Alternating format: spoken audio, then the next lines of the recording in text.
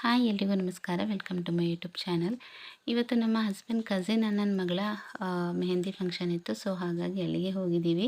ಅಮ್ಮ ಕೂಡ ಊರಿಂದ ಬಂದಿದ್ದರು. ಮದುವೆಗಂತಲೇ ಬಂದಿದ್ದು ಅಮ್ಮ ಕೂಡ. ಹಾಗೆ ಅಮ್ಮನನ್ನು ಕೂಡ ಕರ್ಕೊಂಡು ಒಂದು ಈ ಫಂಕ್ಷನ್ ಏನಿದೆ ನೋಡಿ, ಮೆಹಂದಿ ಫಂಕ್ಷನ್ ಏನಿದೆ ಅದಕ್ಕೆ ಹೋಗಿದ್ದೀವಿ ಅಂತಲೇ ಹೇಳ್ಬೋದು. ಫ್ಯಾಮಿಲಿಯವರು ಎಲ್ಲರೂ ಕೂಡ ಹೋಗಿದ್ದೆವು ನಾವು. ಅಂದರೆ ನಮ್ಮ ಮನೆ ಹತ್ರನೇ ಅವ್ರ ಮನೆ ಕೂಡ ಇರೋದು, ದೂರ ಏನಿಲ್ಲ. ಹಾಗೆ ನಾವು ಹೋಗಬೇಕಿದ್ರೆ ಸ್ವಲ್ಪ ಲೇಟ್ ಆಗಿತ್ತು. ನಾವು ಹೋಗಬೇಕಿದ್ರೆ ಮದುಮಗಳನ್ನ ಆಲ್ರೆಡಿ ಕೂರಿಸಿದ್ರು ಸ್ಟೇಜ್ ಮೇಲೆ. ಎಲ್ಲರೂ ಬಂದು ಫ್ಯಾಮಿಲಿಯವರು, ಫ್ರೆಂಡ್ಸ್ ಈ ಥರ ಎಲ್ಲರೂ ಕೂಡ ಬಂದುಬಿಟ್ಟು ಮದುಮಗಳ ಕೈಗೆ ಮೆಹಂದಿ ಇಡ್ತಾಯಿದ್ರು. ಅಂದರೆ ಆಲ್ರೆಡಿ ಮೆಹಂದಿ ಎಲ್ಲ ಹಾಕಿ ಆಗಿದೆ. ನೆಕ್ಸ್ಟ್ ಡೇನೇ ಮದುವೆ ಇದ್ದಿದ್ದರಿಂದ ಬೆಳಿಗ್ಗೆನೇ ಮೆಹಂದಿ ಹಾಕಿದ್ರು ಅಂತ ಅನಿಸುತ್ತೆ ನನಗೆ.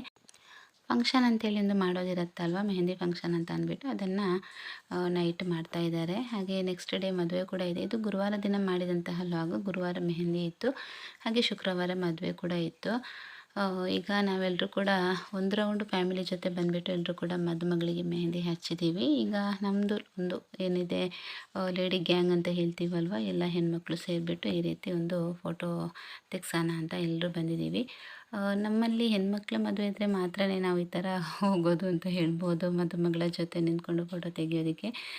ಗಂಡು ಮಕ್ಕಳ ಮದುವೆ ಆದರೆ ಗಂಡ್ಮಕ್ಳು ತುಂಬ ಜೋಶಲ್ಲಿ ಹೋಗಿಬಿಟ್ಟು ಈ ಥರ ಫೋಟೋ ಎಲ್ಲ ತೆಗಿಸ್ತಾರೆ. ನಾವು ಸ್ವಲ್ಪ ಅಷ್ಟೇನು ಹೋಗೋದಿಲ್ಲ. ಹೆಣ್ಮಕ್ಳ ಮದುವೆ ಅಂದರೆ ನಮಗೆ ಕೂಡ ತುಂಬ ಖುಷಿ.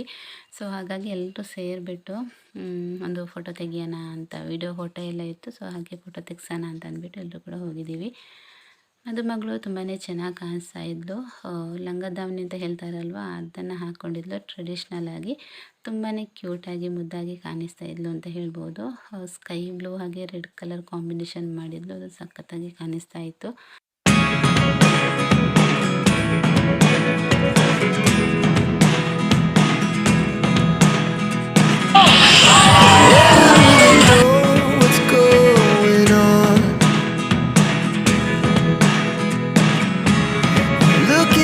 Sometimes like all you want to do is run.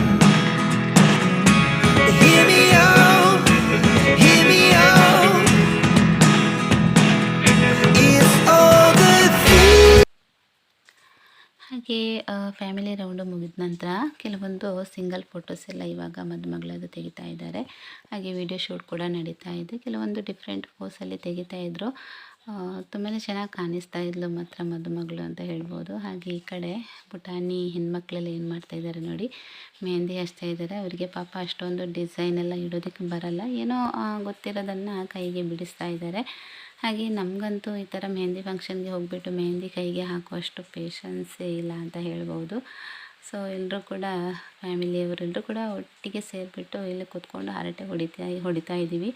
ನಮ್ಮ ಫ್ಯಾಮಿಲಿನಲ್ಲಿ ಹೀಗೇ ಒಂದು ಫಂಕ್ಷನ್ ಇದ್ದರೆ ತುಂಬಾ ಎಂಜಾಯ್ ಮಾಡ್ತೀವಿ. ಎಲ್ಲರೂ ಒಟ್ಟಿಗೆ ಸೇರಿಬಿಟ್ಟು ಕೂತ್ಕೊಂಡು ಮಾತಾಡ್ತಾ, ಹರಟೆ ಹೊಡಿತಾ, ತಮಾಷೆ ಮಾಡ್ತಾ, ಏನಾದರೂ ಈ ಥರ ಮಾತಾಡ್ತಾ ಇರ್ತೀವಿ ಅಂತಲೇ ಹೇಳ್ಬೋದು. ಎಲ್ಲರೂ ಕೂಡ ಬರ್ತಾರೆ. ಯಾವ ಮನೆಯಲ್ಲಿ ಯಾರು ಕೂಡ ಮನೇಲಿ ಅಂತ ಉಳಿಯಲ್ಲ. ಈ ಥರ ನಮ್ಮ ಒಂದು ಬೈಲಿನಲ್ಲಿ ಫಂಕ್ಷನ್ ಇರುವಾಗ ಎಲ್ಲರೂ ಕೂಡ ಎಲ್ಲರ ಮನೆಯಿಂದ ಎಲ್ಲರೂ ಕೂಡ ಬರ್ತೇವೆ ಅಂತ ಹೇಳ್ಬೋದು.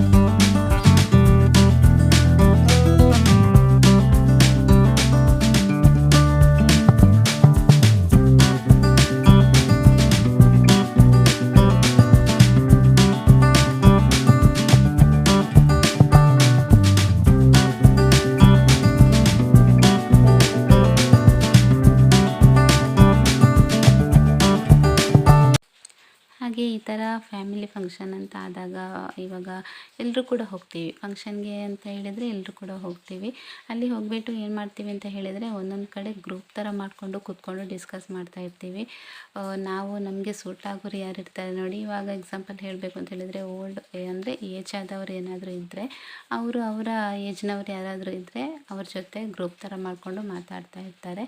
ಯಂಗ್ಸ್ಟರ್ಸ್ ಇದ್ದರೆ ಅವರು ಅವ್ರ ಜೊತೆ ಗ್ರೂಪ್ ಥರ ಮಾಡಿಕೊಂಡು ಮಾತಾಡ್ತಾರೆ. ಹಾಗೆ ಇಲ್ಲಿ ಮಕ್ಕಳು ಕೂಡ ಅಷ್ಟೇ, ಮಕ್ಕಳು ಎಲ್ಲರೂ ಕೂಡ ಅವ್ರ ಜೊತೆ ಸೇರಿಬಿಟ್ಟು ಎಷ್ಟು ಚೆನ್ನಾಗಿ ಎಂಜಾಯ್ ಮಾಡ್ತಾ ಇದ್ದಾರೆ ಅಂತ ಹೇಳಿದರೆ ಸ್ಟೇಜ್ ಪೂರ್ತಿ ಅವ್ರದ್ದೇ ಅಂತ ಅನಿಸುತ್ತೆ ನನಗೆ. ಎಷ್ಟೊಂದು ಚೆನ್ನಾಗಿ ಎಂಜಾಯ್ ಮಾಡ್ತಾಯಿದ್ರು. ನಮ್ಮ ಶ್ರೇಯಾ ನೋಡಿ ಅವಳಿಗೆ ಯಾವುದು ಬೇಡ, ಅವಳಿಗೆ ಡ್ಯಾನ್ಸ್ ಮಾಡೋದು ಹಾಗೆ ಮೆಹಂದಿ ಹಾಕೋದು. ಅವಳಿಗೆ ಯಾರೋ ಒಬ್ಬರು ಮೆಹಂದಿ ಕೋನ್ ತೋರಿಸಿದ್ರು, ಅದನ್ನು ನೋಡಿಬಿಟ್ಟು ನನಗೆ ಕೂಡ ಮೆಹಂದಿ ಹಾಕಿ ಅಂತ ಹೇಳ್ತಾಯಿದ್ರು.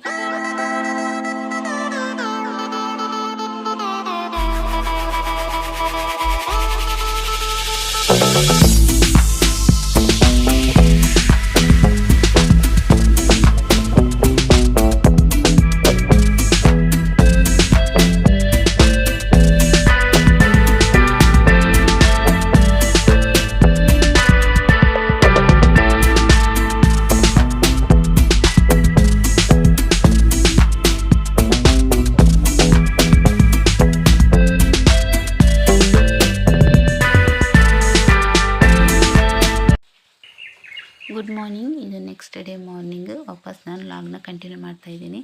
ಮದುವೆ ದಿನ ಅಂತ ಹೇಳ್ಬೋದು. ಮದುವೆ ದಿನ ಬೆಳಿಗ್ಗೆ ಸ್ವಲ್ಪ ಬೇಗನೆ ಎದ್ಬಿಟ್ಟು ಕೆಲಸಗಳನ್ನೆಲ್ಲ ಮುಗಿಸಿ ಬೇಗನೆ ರೆಡಿಯಾಗಿದ್ದೆ.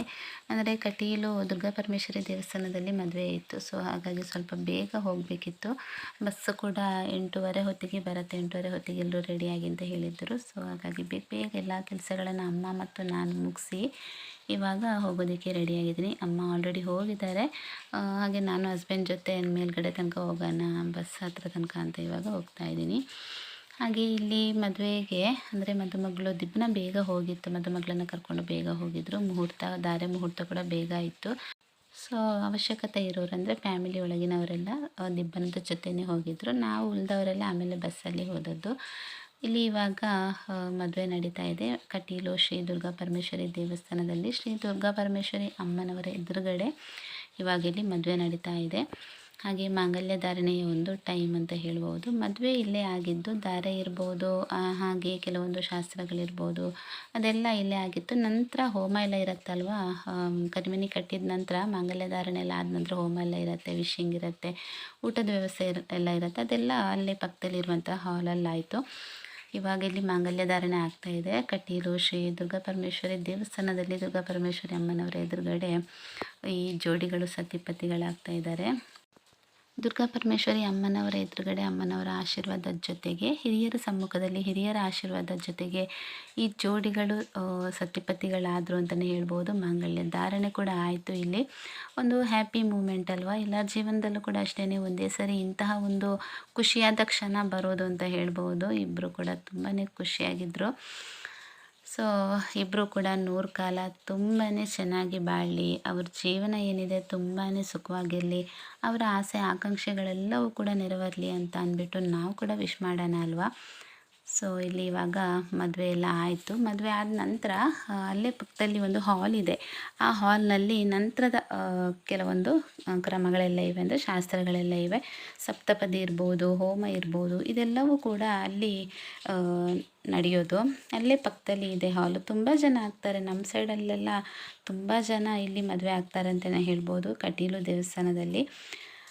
ಹಾಗೆ ಇವ್ರದ್ದು ಮದುವೆ ಕೂಡ ಇಲ್ಲೇ ಆಯಿತು. ನೆಕ್ಸ್ಟ್ ಇಲ್ಲಿಂದ ಅವರು ಹಾಲಿಗೆ ಬಂದು ಅಲ್ಲಿ ಹೋಮ ಹಾಗೆ ಸಪ್ತಪದಿ ತುಳಿಯೋದು, ಕೆಲವೊಂದು ನಮ್ಮ ಒಂದು ಜಾತಿನಲ್ಲಿ ಯಾವುದೆಲ್ಲ ಶಾಸ್ತ್ರಗಳಿವೆ ಅದನ್ನೆಲ್ಲ ಆಮೇಲೆ ಅಂದರೆ ಪುರೋಹಿತರು ಇರ್ತಾರೆ, ಅವರು ಅಲ್ಲೇ ಮಾಡ್ತಾರೆ ಅಂತ ಹೇಳ್ಬೋದು. ಸೊ ನಾವು ಡೈರೆಕ್ಟಾಗಿ ಹಾಲ್ಗೆ ಹೋಗಿದ್ದು, ಇಲ್ಲಿಗೆ ಹೋಗೋದಕ್ಕಾಗಿರಲಿಲ್ಲ ನಮಗೆ, ತುಂಬ ಬೇಗ ಇತ್ತು ದಾರೆ ಕೂಡ, ಹಾಗಾಗಿ ಅಲ್ಲಿಗೆಲ್ಲ ಹೋಗೋದಕ್ಕಾಗಿರಲಿಲ್ಲ. ನಾವು ಡೈರೆಕ್ಟಾಗಿ ಹಾಲ್ಗೆ ಹೋಗಿದ್ವಿ. ಈ ವಿಡಿಯೋ ಎಲ್ಲ ನಮ್ಮ ಹುಡುಗಿ ರಕ್ಷಾ ಅಂತ ಇದ್ದಾಳೆ, ಅವಳು ಮಾಡಿದ. ಅವಳ ಹತ್ರ ಹೇಳಿದ್ದೆ ನಾನು, ಕೆಲವೊಂದು ವಿಡಿಯೋ ಮಾಡು, ನಿನಗೆ ಎಷ್ಟು ಸಾಧ್ಯನಷ್ಟು ಮಾಡು ಅಂತ ಅಂದ್ಬಿಟ್ಟು. ಸೊ ಹಾಗಾಗಿ ಕೆಲವೊಂದು ವಿಡಿಯೋ ಮಾಡಿದ್ಲು. ತುಂಬ ಖುಷಿಯಾಯಿತು ನನಗೂ ಕೂಡ. ಅವಳಿಗೆ ಕೂಡ ಒಂದು ದೊಡ್ಡ ಥ್ಯಾಂಕ್ಸ್ ಹೇಳ್ತಾ ಇದ್ದೀನಿ.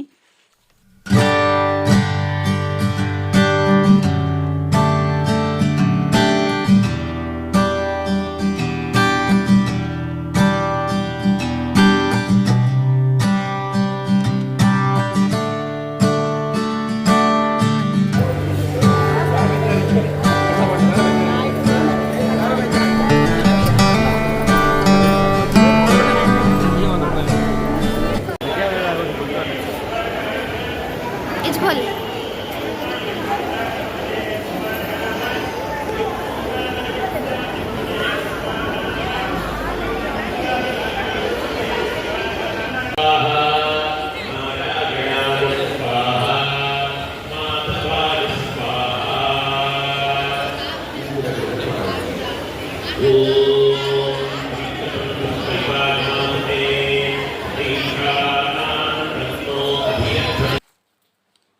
ಇವಾಗ ಸಪ್ತಪದಿ ಆಗ್ತಾ ಇದೆ. ನಮ್ಮ ಮದುವೆನಲ್ಲಿ ಎಲ್ಲ ಶಾಸ್ತ್ರಗಳು ಎಷ್ಟು ಇಂಪಾರ್ಟೆಂಟ್ ಆಗಿರುತ್ತೋ ಹಾಗೆ ಇದು ಕೂಡ ಅಷ್ಟೇ. ಸಪ್ತಪದಿ ಅನ್ನೋದು ತುಂಬಾ ಇಂಪಾರ್ಟೆಂಟ್ ಆಗಿರುತ್ತೆ.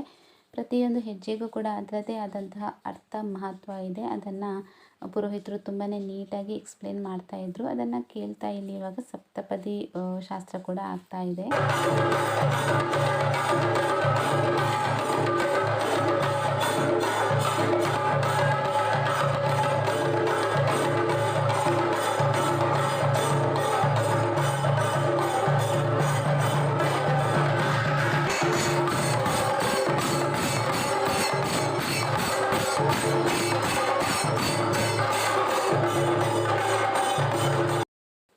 ಶಾಸ್ತ್ರಗಳೆಲ್ಲ ಮುಗಿದ ನಂತರ ಒಂದು ಸಲ ಹಾಲ್ ಎಂಟ್ರೆನ್ಸ್ಗೆ ಕರ್ಕೊಂಡು ಹೋಗ್ತಾರೆ ಮದುಮಕ್ಕಳಿಬ್ಬರನ್ನು ಕೂಡ.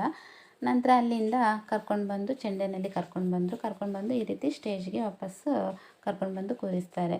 ನಂತರ ವಿಶಿಂಗಿಗೆ ಸ್ವಲ್ಪ ಟೈಮ್ ಇದ್ದಿದ್ದರಿಂದ ಇಲ್ಲಿ ಇವಾಗ ಡ್ಯಾನ್ಸ್ ಪ್ರೋಗ್ರಾಮ್ ಕೂಡ ನಡೀತಾ ಇದೆ. ಅವರಿಬ್ಬರು ಕೂಡ ಲೆಕ್ಚರರ್ ಆಗಿರೋದ್ರಿಂದ ಇಬ್ಬರ ಸೈಡಿಂದ ಕೂಡ ಸ್ಟೂಡೆಂಟ್ಸ್ ಕೆಲವೊಬ್ಬರು ಬಂದಿದ್ದರು. ಸೊ ಹಾಗಾಗಿ ಅವರು ಈ ಥರ ಡ್ಯಾನ್ಸ್ ಎಲ್ಲ ಮಾಡ್ತಾಯಿದ್ದಾರೆ.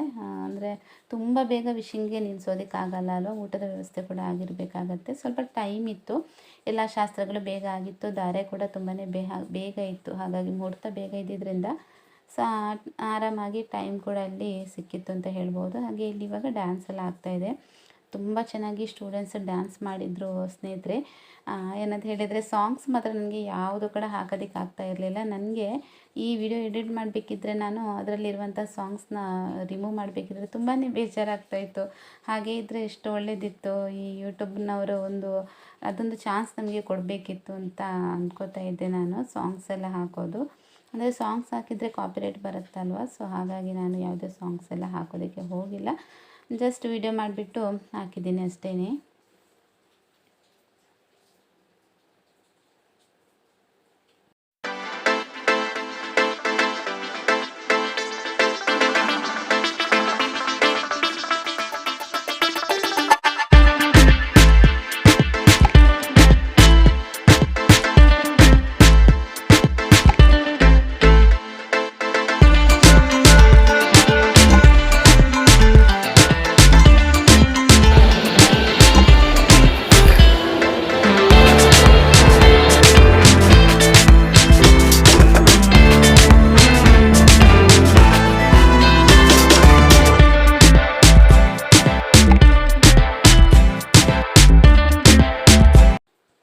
ಇದು next team.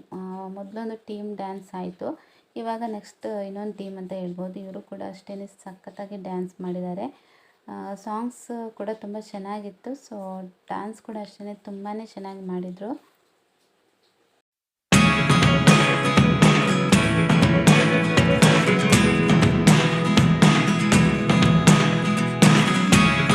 Never really know what's going on.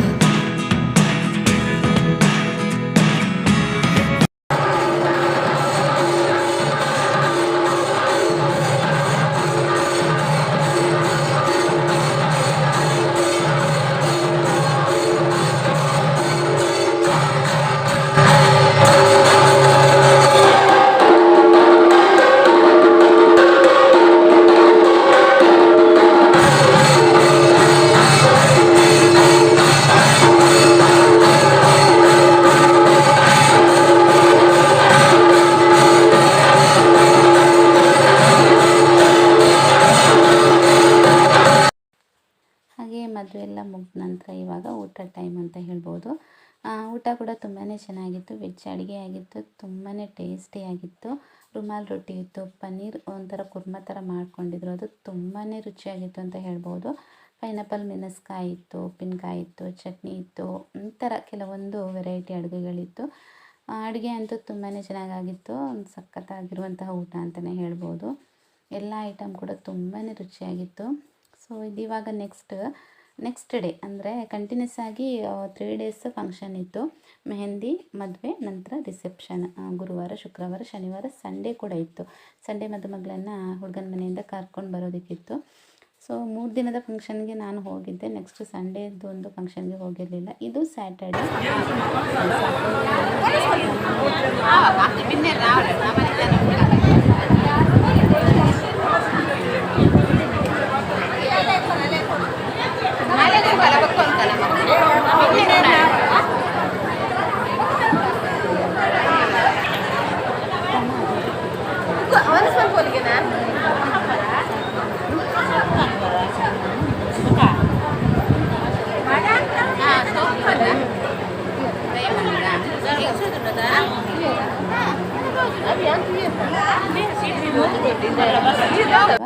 ಹಾಗಾಗಿ ನಾವೇನು ವಿಶ್ ಮಾಡೋದಕ್ಕೆ ಹೋಗಿದ್ದಿಲ್ಲ. ಮದುವೆಗೆ ಬಂದಿಲ್ಲದೆ ಇರೋರು ಕೆಲವೊಬ್ಬರು ವಿಶ್ ಮಾಡಿದ್ದಾರೆ ಅಂತ ಹೇಳ್ಬೋದು. ಇಲ್ಲಿ ಪಿಂಕ್ ಕಲರ್ ಸಲ್ವಾರ್ ಹಾಕ್ಕೊಂಡು ನಿಮ್ಗೊಬ್ಳು ಹುಡುಗಿ ಕಾಣ್ತಾ ಇರ್ಬೋದು ನೋಡಿ. ಅವಳೇ ರಕ್ಷಾ ಅಂತ ಅಂದ್ಬಿಟ್ಟು ಅವಳೇ ವೀಡಿಯೋ ಮಾಡಿದ್ದು. ಎಲ್ಲ ವೀಡಿಯೋ ಅಂದರೆ ಮದುವೆ ಕಟೀಲಿನಲ್ಲಿ ಆಯ್ತಲ್ವ, ಅಲ್ಲಿ ಎಲ್ಲ ವೀಡಿಯೋಸ್ಗಳು ಇವಳೇ ಮಾಡಿದ್ದು. ಹಾಗಾಗಿ ನಿಮಗೆ ಕೂಡ ತೋರಿಸೋದಕ್ಕಾಯಿತು ಅಂತ ಹೇಳ್ಬೋದು. ಸೊ ಈಗ ಇಲ್ಲಿ ಎಲ್ಲರೂ ಕೂಡ ವಿಶ್ ಮಾಡಿ ನಂತರ ಊಟಕ್ಕೆ ಹೋಗ್ತಾಯಿದ್ದಾರೆ. ಊಟ ಆಲ್ರೆಡಿ ಸ್ಟಾರ್ಟ್ ಆಗಿದೆ. ಇವತ್ತು ನಮ್ಮ ಸೈಡಲ್ಲೆಲ್ಲ ನಾನ್ ವೆಜ್ ಊಟ. ನಮ್ಮ ಸೈಡಲ್ಲಿ ಅಂದರೆ ಹುಡುಗಿ ಮನೆಯಲ್ಲಿ ಹುಡುಗನ ಮನೆಗೆ ಕಲಿಸುವಂತಹ ದಿನ ನಾನ್ ವೆಜ್ ಊಟನೇ ಇರುತ್ತೆ. ಡಿನ್ನರ್ ವನಸ ಅಂತ ಹೇಳೋದು ನಮ್ಮ ತುಳು ಭಾಷೆಯಲ್ಲಿ. ಇಲ್ಲೊಬ್ಬಳು ಪುಟಾಣಿ ಇದ್ದಾಳೆ ನೋಡಿ, ಎಲ್ರಿಗೂ ಕೂಡ ಹಾಯ್ ಮಾಡ್ತಾ ಇದ್ದಾಳೆ. ನಾನು ವಿಡಿಯೋ ಮಾಡಬೇಕಿದ್ರೆ ಮಕ್ಕಳು ಈ ಥರ ನನ್ನ ಮೊಬೈಲ್ ನೋಡಿಬಿಟ್ಟು ಹಾಯ್ ಹೇಳೋದಕ್ಕೆ ಅಂತ ಬರ್ತಾರೆ. ಹಾಗೆ ಇವಳ ಪರಿಚಯ ಇರ್ಬೋದು, ಮರೂನ್ ಕಲರ್ ಸಲ್ವಾರ್ ಹಾಕ್ಕೊಂಡಿದ್ದಾಳಲ್ವ, ಸಂಧ್ಯಾ ಅಂತೇಳಿ ನಮ್ಮ ಭಾವನ ಮಗಳು. ಹಾಗೆ ಇವರು ನಮ್ಮ ಫ್ರೆಂಡ್, ಅವರು ಮದುವೆಗೆ ಹೋಗಿರಲಿಲ್ಲ, ಸೊ ಹಾಗಾಗಿ ವಿಶ್ ಮಾಡೋದಕ್ಕೆ ಅಂತ ಹೋದರು. ಹಾಗೆ ಹುಡುಗನ ಮನೆಯಿಂದ ಸ್ವಲ್ಪ ಜನ ಬರ್ತಾರೆ ಈ ರೀತಿ ಹುಡುಗಿನ ಕರ್ಕೊಂಡು ಹೋಗೋದಕ್ಕೆ. ಇವತ್ತಿನ ದಿನ ಬೇರೆ ಇನ್ನೇನು ಶಾಸ್ತ್ರ ಅಂತ ಇಲ್ಲ. ಹುಡುಗಿ ಅಮ್ಮ ಹುಡುಗನಿಗೆ ಏನಾದರೂ ಗಿಫ್ಟ್ ಮಾಡ್ತಾರೆ, ಅದೊಂದು ಶಾಸ್ತ್ರ ಮಾತ್ರ ಇದೆ. ಅಂದರೆ ಏನಾದರೂ ಚಿನ್ನ ಕೊಡ್ತಾರೆ, ಚಿನ್ನ ಗಿಫ್ಟ್ ಮಾಡ್ತಾರೆ, ಆ ಒಂದು ಶಾಸ್ತ್ರ ಮಾತ್ರ ಇರುತ್ತೆ. ಅದು ಬಿಟ್ಟರೆ ಬೇರೆ ಇನ್ನೇನು ಇಲ್ಲ ಅಂತ ಹೇಳ್ಬೋದು.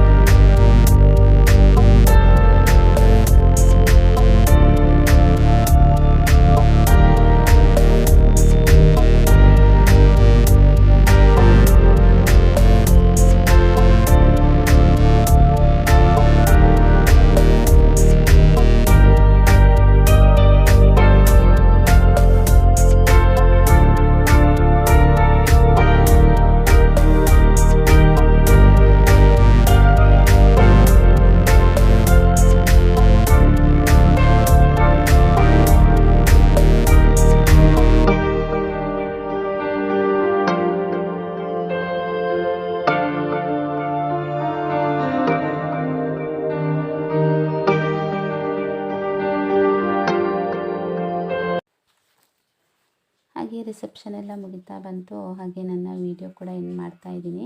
ರಕ್ಷಣೆಗೆ ಒಂದು ಥ್ಯಾಂಕ್ಸ್ ಹೇಳ್ತಾ ಇದ್ದೀನಿ. ಅಂದರೆ ತುಂಬ ಹೆಲ್ಪ್ ಮಾಡಿದ್ಲು ನನಗೆ, ತುಂಬ ವೀಡಿಯೋ ಮಾಡಿ ನನಗೆ ಅವಳು ಸೆಂಡ್ ಮಾಡಿದ್ಲು ಅಂತ ಹೇಳ್ಬೋದು. ಅವಳಿಗೆ ಕೂಡ ಒಂದು ಥ್ಯಾಂಕ್ಸ್ ಹೇಳ್ತಾ ಈ ಒಂದು ವ್ಲಾಗ್ನ ಎಂಡ್ ಮಾಡ್ತಾ ಇದ್ದೀನಿ. ವಿಡಿಯೋ ಎಲ್ರಿಗೂ ಇಷ್ಟ ಆಗಿರ್ಬೋದು ಅಂತ ಭಾವಿಸ್ತೀನಿ. ವಿಡಿಯೋ ಇಷ್ಟ ಆದರೆ ವಿಡಿಯೋಗೊಂದು ಲೈಕ್, ಶೇರ್, ಕಮೆಂಟ್ ಮಾಡಿ. ಹಾಗೆ ಹೊಸಬರಾಗಿದ್ದರೆ ಸಬ್ಸ್ಕ್ರೈಬ್ ಮಾಡ್ಕೊಂಡು ನೋಡಿ. ಸಿಗ್ತೀನಿ ನೆಕ್ಸ್ಟ್ ವ್ಲಾಗಲ್ಲಿ. ಅಷ್ಟೋ ತನಕ ಎಲ್ಲರೂ ಆರೋಗ್ಯವಾಗಿರಿ. ಬಾಯ್.